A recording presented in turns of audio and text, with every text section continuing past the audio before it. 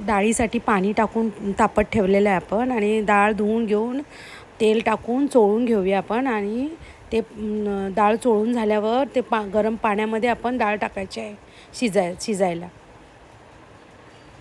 आणि पाणी आता तापलेलं आहे, आपण डाळ टाकून घेऊया.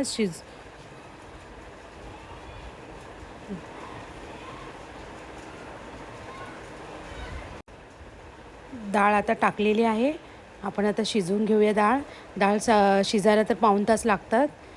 पाऊण तास डाळ शिजेपर्यंत वाट पाहू. डाळ शिजलेली आहे. कटाच्या आमटीसाठी आता डाळ आणि पाणी काढून घेतलेलं आहे आणि मसाला त्याचं रेडी करून घेऊया.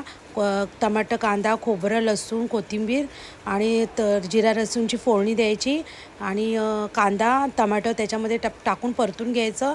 लसूण आणि कोथिंबीरचं वाटप करून घेऊया. खोबरं पहिलं वाटून घेऊया. हलकंसं जाडसर खोबरं वाटून घेऊया. जाडसर खोबरं वाटून झाल्यानंतर आता वाटूया आपण खोबरं. जाडसर वाटून झाल्यानंतर त्या फोडणीमध्ये आपण खोबरं टाकायचं आणि परतून घ्यायचं. खोबरं आता टाकू फोडणीमध्ये आणि परतून घेऊ आणि लसूण आणि कोथिंबीर परत ते वाटून घ्यायचं आणि त्याच्यानंतर दुसरी एक फोडणीची तयारी करूया. आता खोबरं परतून घेऊया फोडणीमध्ये. परतून झाल्यानंतर आपण कोथिंबीर आणि लसूण हे वाटून घेऊया.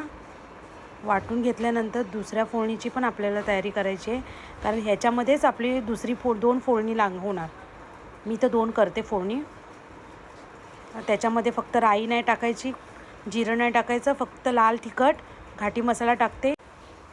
कुटून झाल्यानंतर आपण फोडणीची तयारी करूया. आता दुसरे हळद टाकून आणि परत परतून घेऊ त्याला. आता आपण डाळ अशी वाटून घेऊ जाडसर आणि डाळ त्याच्यामध्ये परतून घेऊ.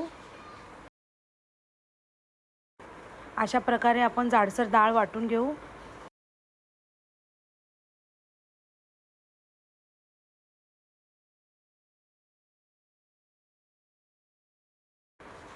आता जे पाणी आपण काढलेलं अळणी पाणी ते त्याच्यामध्ये टाकून एक उकळी येऊ द्यायची.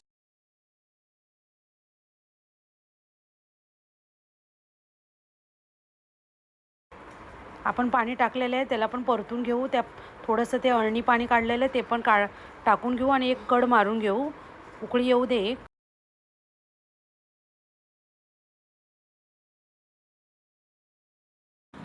आपण दुसऱ्या तडक्याची तयारी करू.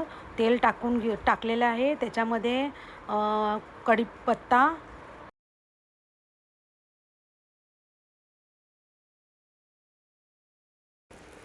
कढीपत्ता टाकला आहे. आता त्याच्यामध्ये कोथिंबीर, लसूण, लाल तिखट, घाटी मसाला हा टाकून परतून घ्यायचा.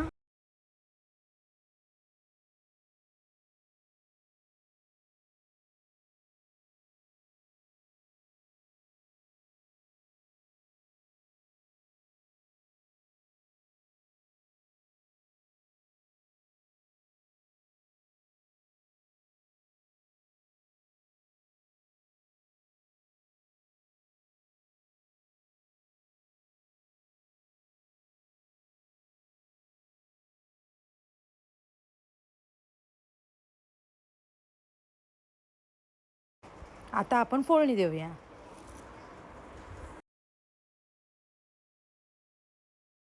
मस्त अशी झणझणीत फोडणी झालेली आहे देऊन. आता ही कटाची आमटी रेडी झालेली आहे.